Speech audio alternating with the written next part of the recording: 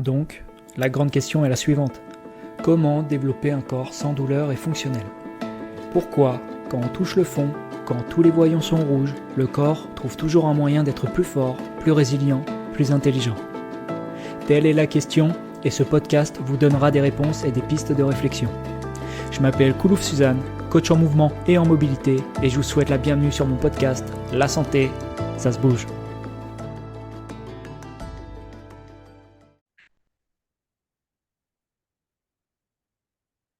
Ok, deuxième épisode de la mini-série The Beginning of Something. Dis-moi, j'ai une question pour toi. Tu viens de quel univers sportif, toi? Est-ce que tu es plutôt du foot? Est-ce que tu es plutôt du handball, du judo, de l'équitation, basket, skate, équitation, danse, cirque, peut-être? Hmm. Et pour ma part, les trois blessures du ligament croisé antérieur sont intervenues suite à la pratique de sports individuels et collectifs.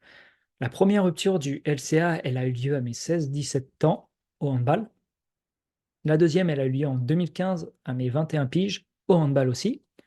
Et la troisième, euh, pas forcément la plus importante d'ailleurs, mais la troisième, elle a eu lieu en 2020 en capoeira. Et donc, pour revenir sur laquelle a été la plus marquante, eh ben, on pourrait penser que c'est la troisième, mais non. À mon sens, pour moi, ça a été la deuxième la plus marquante. Pourquoi? Parce qu'à l'époque, j'étais gendarme, j'étais GAV, gendarme adjoint volontaire. Et depuis petit, du moins depuis l'adolescence, tu vois, genre 13-14 ans, bah, j'avais vu un reportage sur Envoyé spécial à l'époque, il me semble, et c'était à propos du GIGN. Et c'est le GIGN, si tu ne connais pas l'acronyme, c'est Groupe d'intervention gendarmerie nationale. C'est une unité d'élite pour protéger et servir. OK? Et tu vois, intégrer cette unité d'élite, avoir le pouvoir de sauver des vies, avoir le pouvoir de sauver des vies au péril de sa vie, quoi, de ma vie, bah, c'était un leitmotiv suffisamment puissant pour moi pour me dire, ah ouais, putain, ouais, je veux rentrer là-dedans, dans cette unité-là, ouais. Et, et donc, à ce moment-là de ma blessure, à mes 21 piges, en 2015, eh ben, j'ai dû, à cause de ma blessure, quitter la gendarmerie et faire un trait sur le GIGN. Donc, tu as bien compris qu'il y a un rêve que tu penses, que tu construis depuis l'adolescence, bah, qui s'est développé, ouais, et puis bah, là, d'un seul coup, ce rêve, il s'est détruit. Mais il y en a d'autres qui se sont construits. Est-ce que j'étais frustré? Ouais, de ouf. Est-ce que j'étais anéanti? Ouais, aussi. Est-ce que j'étais mort? Non. Et c'est à la suite donc de cette deuxième blessure qu'une profonde transformation personnelle a eu lieu. C'est grâce à cette blessure que j'ai développé un intérêt et une réflexion poussée autour de la thématique de la santé, tu vois, et notamment ses fondations, c'est-à-dire la respiration, le sommeil, l'activité physique, l'alimentation et le mindset. Et de manière intuitive, spontanée, bah, c'est une thématique qui prenait de plus en plus de place dans ma vie, au fait, naturellement, tu vois, comme ça. Et c'est également dans cette transformation perso, et plus précisément en 2017, que j'ai découvert le mouvement, la movement practice. Par le biais de quoi? Par le biais d'un podcast sur Conor McGregor, et notamment bah, ses méthodes d'entraînement. Conor McGregor, pour celles et ceux qui ne le connaîtraient pas, c'est un ancien champion de sa catégorie de poids en UFC, en MMA. Et par rapport à ça, ces méthodes d'entraînement, tu vois, ça avait attiré mon œil. Pourquoi? Parce que c'était différent de la très grande majorité des entraînements, classiques, tu vois, entre guillemets, des autres athlètes. Pas que forcément en MMA, mais même dans d'autres contextes sportifs. Et c'est aussi à ce moment-là que j'ai entendu parler pour la première fois de son entraîneur, de l'entraîneur de Conor McGregor, qui était Ido Portal. Et donc, dans ce podcast, comme je te l'ai dit, bah, j'ai vu des extraits des vidéos d'entraînement de Conor, et parmi ce qui a été montré, bah, j'ai trouvé cela intriguant et atypique, tu vois, à première vue du moins. Et c'est la raison pour laquelle, à la suite de ce podcast, bah, les mots-clés sur YouTube que j'ai écrits ont été les suivants. Ido Portal. Ido Portal. Voilà. Et là, je suis tombé, bah, comme pour celles et ceux qui sont intéressés à la personne, hein, je pense qu'on est tombé sur la même vidéo, c'est-à-dire que je suis tombé sur la vidéo de Movement. Donc, cette courte vidéo-là, tu vois, bah, en dehors d'un visuel impressionnant, et bah, c'est aussi, et peut-être même surtout avec le recul, les idées et les réflexions qui m'ont interpellé. Tu vois, du style l'information est addictive, mais elle est toxique. Mec, quel muscle tu as?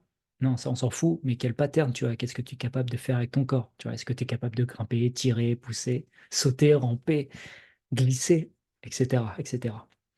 Hum, Et donc par la suite, bah, je me suis intéressé un peu plus à ces contenus et ces différents contenus m'ont amené à m'intéresser à la méthodologie de travail popularisée par Ido Portal, que j'appelle moi la règle des 3 I.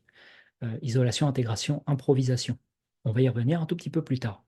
Et au passage, c'est un aparté important, ça, je ne sais toujours pas si cette méthodologie, elle vient de lui.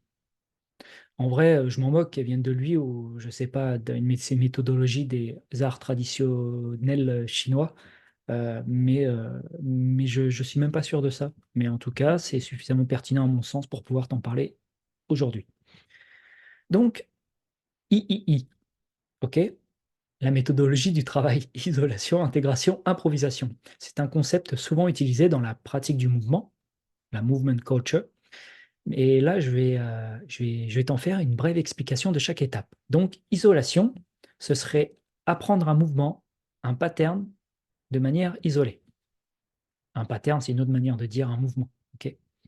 Intégration, ce serait assembler les mouvements, les patterns pour les travailler ensemble. Ok.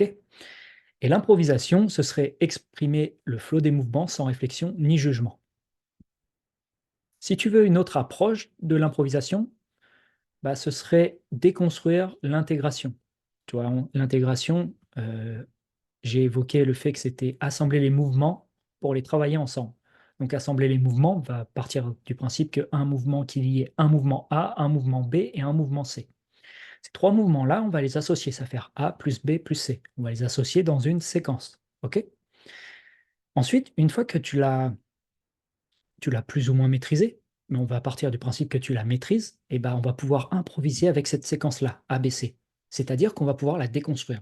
Et donc, on va pouvoir faire la déconstruire de la manière suivante, des manières suivantes, comme par exemple CBA, BCA, BAC, etc., etc. Tu as capté. Et là, tu peux rajouter après, si tu veux, parmi l'intégration ABC, bah, tu peux rajouter un D, un mouvement D. Donc, tu vois la complexité après, comment ça peut s'entremêler tout ça? Donc, c'est en utilisant cette méthodologie bah, que, à mon sens, on développe progressivement une base solide de mouvements contrôlés et fonctionnels. Puis ensuite, bah, on les intègre, comme je viens de l'expliquer, dans des séquences et des enchaînements plus complexes. Et finalement, bah, on peut explorer et exprimer sa créativité et sa spontanéité à travers l'improvisation. Isolation, intégration, improvisation. Et ce qui distingue du coup mon approche, c'est mon engagement envers une vision holistique de l'activité physique et de la santé. Ainsi, bah, l'approche que que j'ai par rapport à la movement practice, pardon, c'est que, bah, je conçois du mieux que je peux, en tout cas, que chaque individu est unique et que chaque personne est un passif physique et émotionnel différent. Et c'est pour ça, pour cette raison que j'ai construit notamment mon programme d'accompagnement en ligne NPOG. NPOG pour No Pain, Only Gain. Et ce programme d'accompagnement, il a été pensé pour créer une méthodologie personnalisée pour les sportifs, pour le moment du moins, prenant en compte bah, la situation spécifique de la personne et pourquoi faire, en gros, pour viser à traiter la cause profonde des gènes, des douleurs, plutôt que de simplement masquer les symptômes. Si je dois résumer mon propos, je cherche à résoudre la cause plutôt que le symptôme. En tout cas, moi, c'est mon rôle de coach et d'enseignant de vous donner des pistes de réflexion et de pratique pour que vous ayez la possibilité d'identifier efficacement la cause. Également, même avec cette logique d'un corps sans douleur et fonctionnel, bah, j'ai pour objectif aussi d'améliorer vos performances athlétiques. Force, mobilité, souplesse, coordination, conscience corporelle, spécifiques à votre discipline de cœur, qui plus est. Et du mieux que je puisse, en tout cas, bah, j'offre une alternative intéressante à rechercher, explorer et à traiter la cause plutôt que le symptôme. Et en vous mettant des outils efficaces qui ont fait leur preuve dans vos mains, je vous donne la possibilité d'explorer votre corps pour aller mieux. Car ne nous mentons pas aussi, il n'y a personne qui connaîtra mieux votre corps que vous. Donc voilà aussi une des raisons pour laquelle je favorise à terme l'autonomie du pratiquant, de la pratiquante.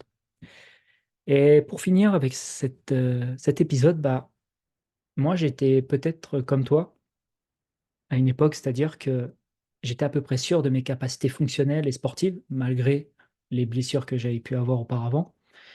Et j'étais sûr de mes capacités fonctionnelles et sportives de par mes précédentes pratiques sportives. Et tu vois, moi, le mouvement, ça m'a rendu un peu moins confiant, un peu plus dérouté, mais plus humble au fond. Et c'est pas plus mal. Et c'est à ce moment-là aussi que j'ai bien compris que je ne faisais pas un sport à proprement parler, mais je m'imprégnais d'une pratique. Yep. Voilà, maintenant on va passer au troisième et dernier épisode où je te parlerai de comment j'ai abordé la troisième opération du LCA, du ligament croisé antérieur. Et comment aussi je suis revenu plus fort que les deux fois précédentes, les deux blessures précédentes. Et au passage, si tu as kiffé l'épisode ou plusieurs épisodes, et si c'est good pour toi, oublie pas de liker si tu es sur YouTube et de noter ce podcast si tu es sur Spotify. Je te dis, je te dis à tout de suite dans le troisième épisode.